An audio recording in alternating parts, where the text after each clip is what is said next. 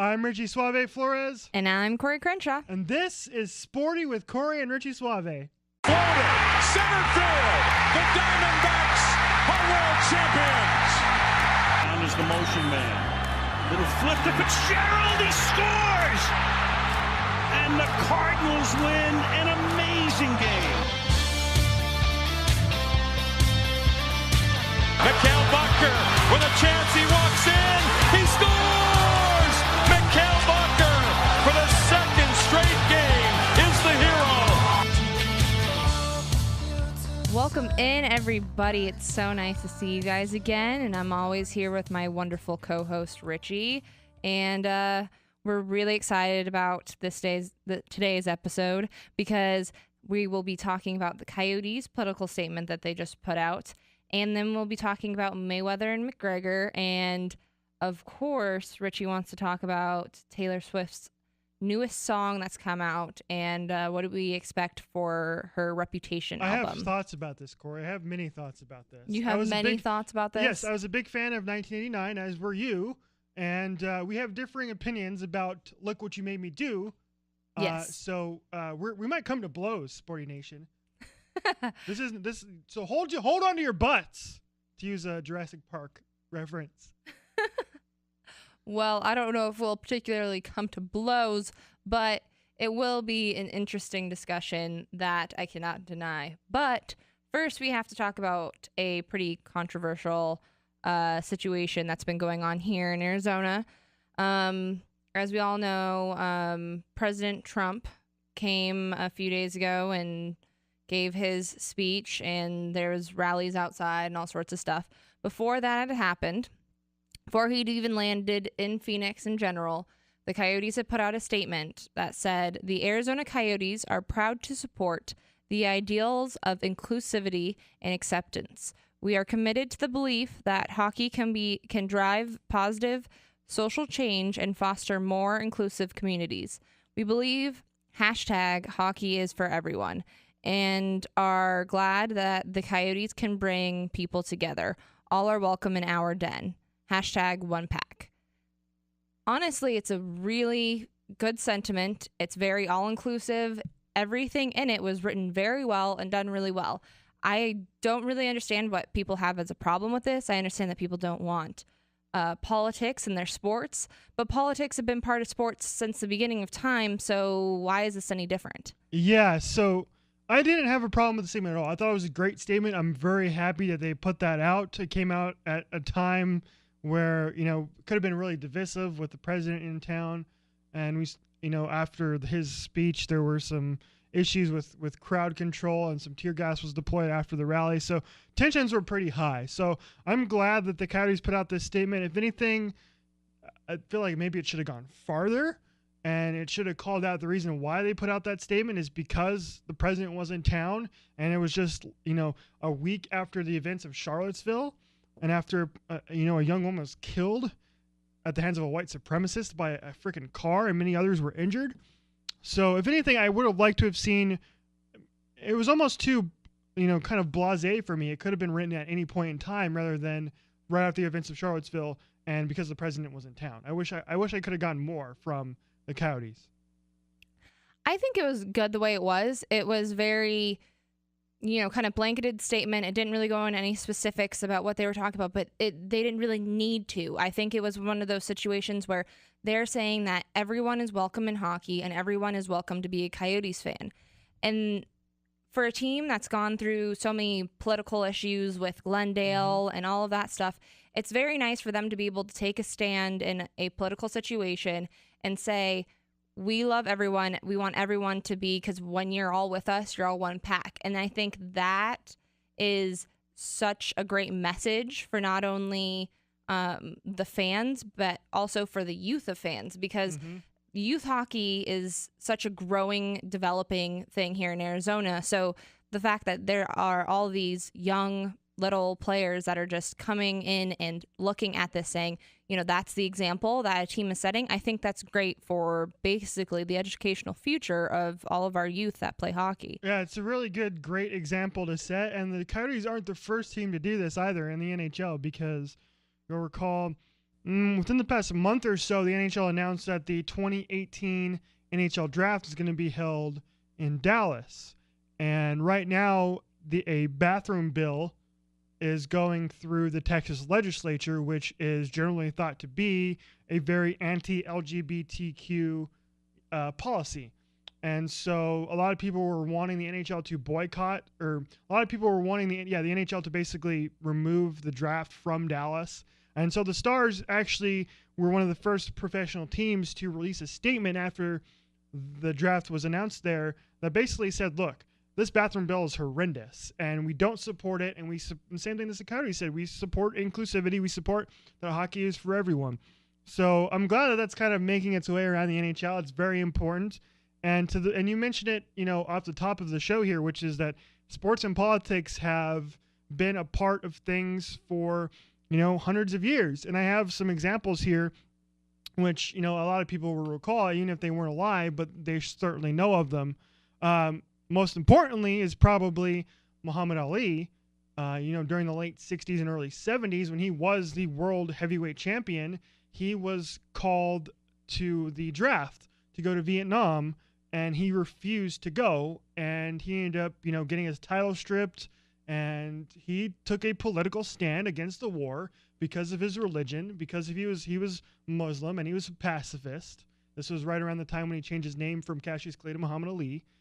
So that's the first one. And then the second one is, John Carlos and Tommy Smith at the 1968 Mexico City Olympics, when they and we've seen the picture, you've probably seen it a million times, of them raising their fists in a Black Power salute, because they weren't happy with what the IOC was doing in terms of black athletes. They weren't happy with how, black people in general were being treated here in the States at that time. So sports and politics have been part of this world, this country, for a long time. So it's nothing new.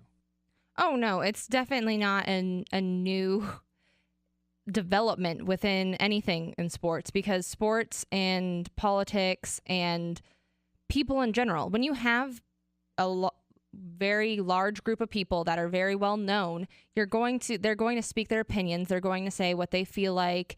And it's the same thing with teams and owners. They're all going to have their own opinions. And it's the same thing with the whole thing going on with Kaepernick right now. That's a very political issue in a major, major sport. So I just don't think that people saying, oh, well, I want it to keep politics out of my hockey is really plausible in this situation, because of the fact that they kind of people expect that something's going to be said, and in one way or another, and it's almost better to put something out than not put something out and have people wonder. Yeah, I mean, what do you think about this idea? Because this is something that's kind of been going around the community that you'll hear a lot, especially in terms of like the conversation we're having right now, which is basically the stick to sports conversation, which it's tough. It's tough. It's almost impossible to not, talk about sports and not talk about politics. They're almost kind of one and the same, especially when most professional sports organizations are, they're money makers, right? And so these owners have, tons of money. And, and I think the best example of this is probably, Robert Kraft, who is a pretty open Trump supporter. And I'm sure these owners give money to political campaigns too, right? No, and that's what the same thing happened with Tom Brady. Everyone was looking at him and Belichick and everything in their support for Trump. So it's always constantly a battle between politics and sports, because everyone, whether they admit it or not, and whether they're quiet about it or not, they have some political preference. Mm-hmm. And in a situation as our last election that was so big and so life-changing for some people, it is definitely in something that can't be really tucked under the rug. And I just feel like they did the right thing in this situation by addressing it, saying how they feel, and being so openly inclusive in their statement. And I think that was just so good coming from their PR staff. Yeah. Are you surprised at all that any of the players haven't spoken out more about what the Coyotes said and, in support of this, the inclusivity idea? Because we had the conversation on the Freaks a couple of weeks ago, which is basically, do you want to know the political opinions of the athletes you follow? I think since they put out a blanket statement for the team in general. I don't think they felt like they needed to have statements come out from the actual players themselves. But I mean, everyone has their own opinion, so it's hard to say how things can get twisted and turned around in the media if they were to do that. Yeah, and then we're obviously in the off season right now. We haven't even gotten to training camp, so the players are dispersed all over the country, and Oliver Larson's still in Sweden. So if this was end season, I'm pretty sure that people like Craig Morgan and Sarah McClellan and the great Coyotes reporters probably would be asking the players about this, but because we're not in season right now, we didn't get a chance to hear from them. But this is a very important discussion. And I'm sure it's going to continue. The Colin Kaepernick situation is not going away. I'm sure, we're continuing to talk about Colin Kaepernick, but we're going to put a cap on it there. And coming up next, we're going to get into the big fight on Saturday night. It was impressive. It surprised the crap out of me. We're going to get into Mayweather McGregor. But first, Cori, let's take a jaunt into Cori's corner. Yes, let's take a jaunt into my corner and talk about preseason football. I have a big problem with the length of preseason football. I have a problem with this because preseason football should not be as long as it is. It has a problem with injuring players time and time again. And you want those first stringers who are making all of this money to do really well in your normal season, getting hurt in preseason and not even playing. How do you think New England's going to feel when Edelman doesn't play this season? It's not going to be very much fun. And not to mention, what about the people who that draft people into their fantasy football teams and they get hurt in preseason? I mean, a lot of people push theirs over that are intelligent about it, but the ones that do it early, they lose their players that they were going to have on their fantasy team because preseason kicked them out. So I just don't really think that preseason in general should be so long. Coaches already know basically who they want and who they think should go on practice teams, who shouldn't make the team after a couple games. They don't need to be going on this length of time. I understand that it makes money and it fills butts and seats and sells tickets, but I just, the NFL makes enough money as it is. It's not necessary to have certain things like the stats that I have here from 2013 and 2014. In 2013, 39 total first stringers got injured in preseason. 14 were severe. 15 got re-injured. So even if they are able to recover and come back during the season, most of them, a good little under half, re-injure themselves anyways. And then you end up coming to the point where 41 were injured in 2014 and 12 of them were severe and 18 of them re-injured themselves. So you're coming to a trend of a lot of first-string players getting injured in games that don't even count. These are just basically, in a sense, scrimmage games. You're injuring your main players during scrimmage games. Listen to that. Does that make any sense to you? Doesn't make any sense to me. Cori, I 100% agree with you. I think the preseason is a complete waste of everybody's time, but it's never going to be reduced because, like you just said, owners want to make millions of freaking dollars, and they make more money in the preseason than they do if they didn't have those games at all. Yeah, that's exactly what it is. Butts and seats. Exactly. Speaking of butts and seats, on Saturday night was the gigantic Floyd Mayweather Conor McGregor fight, and there were a bunch of butts and seats at the fight and a bunch of butts and seats around the country and around the world watching that fight. We both watched it, and I think we were pretty damn entertained, and considering the fact that we watched it in two completely separate ways. Yes. You watched it on Periscope, I watched think? the damn thing on Periscope because I wasn't going to pay $100 for that mess. I, on the other hand, went to Tempe and watched it with a bunch of friends in Tempe. So you had a better quality. Mine was like literally, I was watching it on my freaking phone, so I could probably barely tell what was going on. But I could tell that at the end of near the end of the 10th round, Conor McGregor was about ready to hit the mat. He was close to a knockout. Yeah, I was watching it on a big screen TV, but there's a bunch of us kind of crowded into a small living room, and there were no chairs left, and people started sitting on top of each other. If you kind of want to know what it looked like, I took a picture of it and put it on my Twitter, so, dropping my Twitter in there. But, yeah, it was definitely obvious about halfway through, and it's funny because that's what I started saying in the middle of the fight. I was like, wait until we get about 6 rounds in. That's when you're going to start seeing McGregor start to get tired.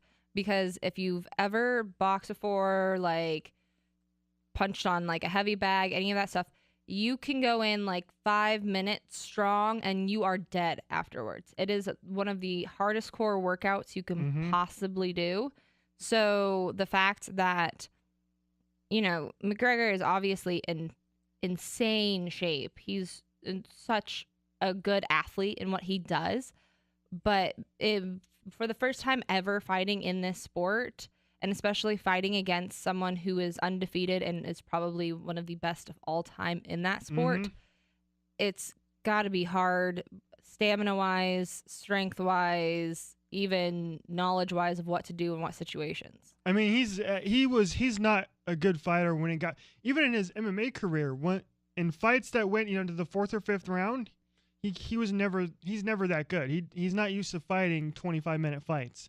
Last night went close to 30 minutes, but he put on a show, man. Like, I was not expecting to have that much fun watching this fight. I thought it was going to be a bore fest, and I thought Floyd was going to dominate for 12 rounds and get to a decision. So number one, I'm glad that he finished McGregor, even though I hate Floyd Mayweather. I'm just glad that there was an interesting finish. And number two, Conor came out with a reckless abandon, and he was clearly having a lot of fun in the first 3 rounds.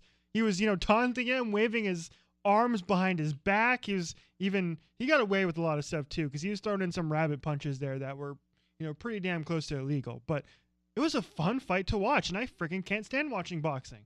I think he still lost a few points off of the fact that he was hitting Mayweather in the back of the head a few times there. You could see the ref coming in and breaking it up, but it was such an entertaining fight to watch. I really enjoyed watching it from beginning to end.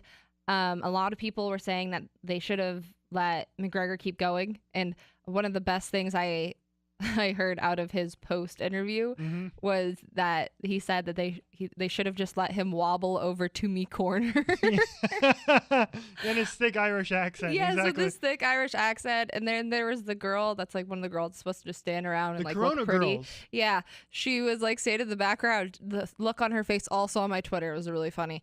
But I got a perfect picture of it. She was standing there looking at him like, what the hell are you saying? It was so funny. But, side note from the actual fight itself. But yeah, he held up a good fight, and he was getting some hard punches in there in the beginning. And when you look at the percentages after the fact, most of the blows, the really hard blows, were by McGregor. Yeah, he I think the total percentage, he actually only landed 25% of his punches, and Mayweather was over 50. But if you watch the post-fight interviews, as I did last night on ESPN, on Fox Sports, wherever it may be, I thought it was amazing to me, because you just listening to Conor McGregor speak, you wouldn't be able to tell that he didn't get his hand raised at the end of the fight. I think he felt like he almost won the fight in a way, because there was no expectations placed on him. Everybody thought that he was going to walk in there and get smoked, and he put up a great fight, and he should be proud of himself that he's making probably $100 million off of this, and he gets to go back to his beautiful little baby boy and his girlfriend, and here's how much fun he was having after the fight, and we'll tweet out a picture of this, because his suit that he was wearing in the press conference in the ring after the fight, it was amazing. It was top notch. Not only that, but he walked out with a bottle of his brand new Notorious Irish whiskey and was drinking that during the post-fight press conference. How can you not love Conor McGregor? Even in defeat, he is amazing. He is a complete showman on every level that you can possibly think of someone being a showman, whether it was in the fight, before the fight, the weigh-in. I was laughing in the gym because I thought he was so funny during the weigh-in. It never ends with how funny he is. And, everyone in the room that I was in was screaming McGregor's name, and it was just so inviting and so live. It was so great to have a fight that was actually worth the $100 that people were paying for the pay-per-view. And like, one thing that actually non-fight related that I wanted to mention was I heard a lot of people crapping on Demi Lovato about her national anthem singing. She was great. She was great. She killed it. And everyone was like, oh, well, she was shaking. They have the camera this close to your face, and you're singing in front of all of these people, and then all these people that are watching this fight that has been so blown out of proportion, and you're having to sing the national anthem. Of course you're going to be shaking. Speaking for the male contingent who were watching the fight, she also looked pretty damn good, too. I mean, isn't that part of boxing? You know, there's always like the Corona girls. That's the whole point of the Corona girls, too. Yeah, so, I mean, you know, always the other things for guys to watch. So, are we going to see a rematch?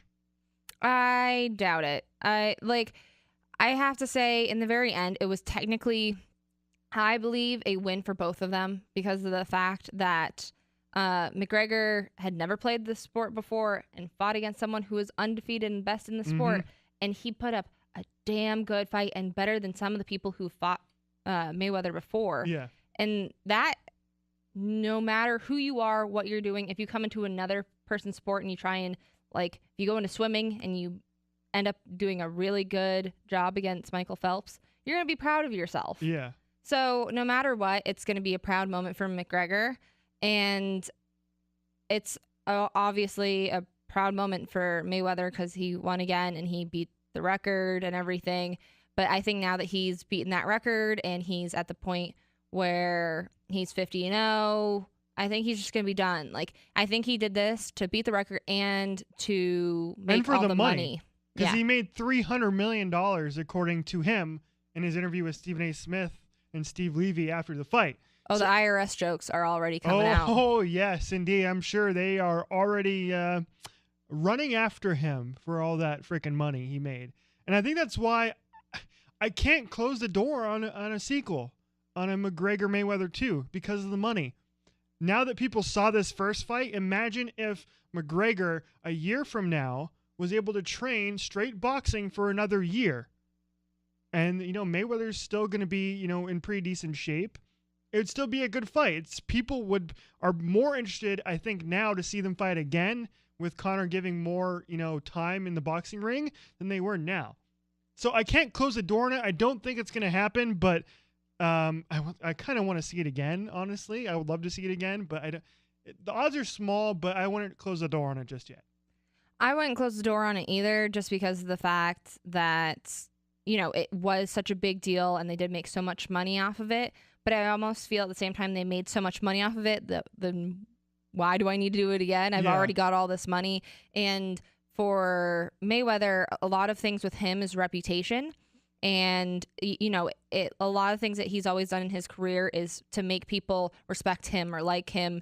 And at this point, I think he's realized that no matter what he does, his past is always going to come back and people aren't going to change their opinions no matter how many matches he's won. So I don't think that Mayweather will come back and say, yes, I want to do this again. I think he's officially done and he's just going to live out his high life of what he's already accomplished. Making $300 million and partying at a strip club until 6 o'clock in the morning.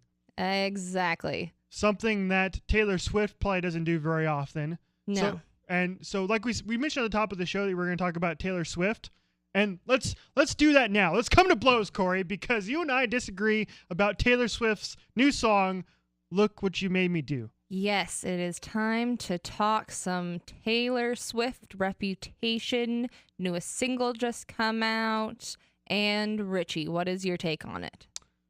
People on the internet do not like it at all. But as a lover of music in general, and as a lover of Taylor Swift, Cori, I consider myself to be a Swiftie. That's what we call her. You consider yourself to be a Swiftie? Yes, that's what we call ourselves. Fans of Taylor Swift call I am a Swiftie, so I do know that is the term. It's just the way that you said I considered myself to be a Swiftie. I rather liked her new song. It's a lot different than her past stuff, obviously from 1989. But it's still one of those songs that, like, at least so like you can dance to it. Like if it comes on at a bar or a club or whatever, like you'll dance to it. So that's my biggest thing is like as long as it comes on and like you're like you know bobbing your head, moving, dancing, then it's a good song. So I liked it. I liked it too. I mean, the first few verses were really good. I was not big once it got into the chorus. The part that really killed it for me was the talking part, not the part about Taylor coming to the phone because she's dead part. No, that was good. And I really quite like the line that says that she's going to be the actress starring in their bad dreams. That was vicious and ruthless. And I have a side of me that really quite enjoys that. But it was mostly just kind of more the chorus kinda, and then that talking part kind of killed it for me too.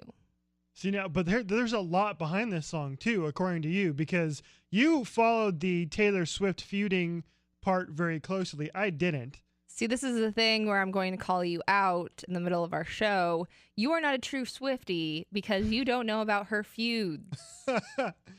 No, I don't. Yeah, so you were trying to explain to me like the Taylor Swift and Katy Perry feud. Our interim director over there is smirking in the background after I said that. So I'm not the only one. Because you refused to watch Katy Perry's Swish video. Yes, I did. Because of the feud between Taylor Swift and Katy Perry, of which I knew existed, but I know nothing about. Yes. So, as it were, Katy Perry's backup dancers went and were on Taylor's tour for a while. Mm-hmm. Well, Katy said, and they had asked Katy, like, is that okay if we do this? And she said yes. So they went over and they were on her tour, but like halfway through Taylor's tour, Katy started hers. And so they left Taylor's tour to go to Katy's. And Katy claims that this whole thing was like known and that they were her dancers and da-da-da-da. But that's where bad blood came from. And it just turned into more and more of like kind of cattiness between the two of them.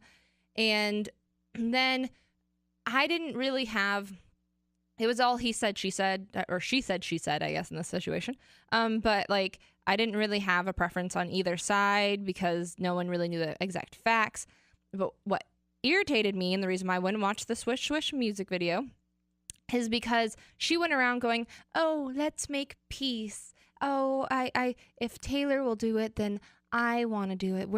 The whole feud is over. And she went on James Corden, and that sounds like a good thing. And kiss explained and make up. it. What's wrong with that? And then her Swish Swish song came out. And then her Swish Swish music video came out. And I was like, if the feud is over, then why are you still saying stuff? If you really want the feud over. So in other words, like me and you are fighting. We're fighting about the song.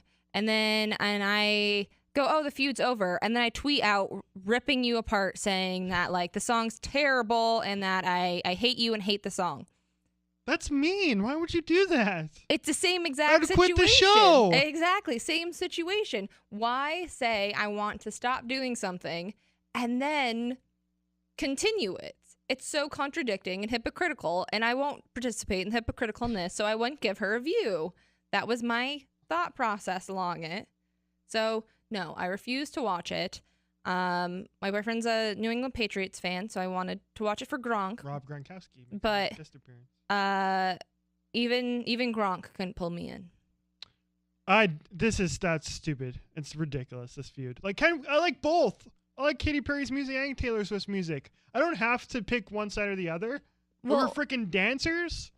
Yeah, it started off of something very stupid. But the whole of this song, I don't know about the video. The video drops tonight at the VMAs.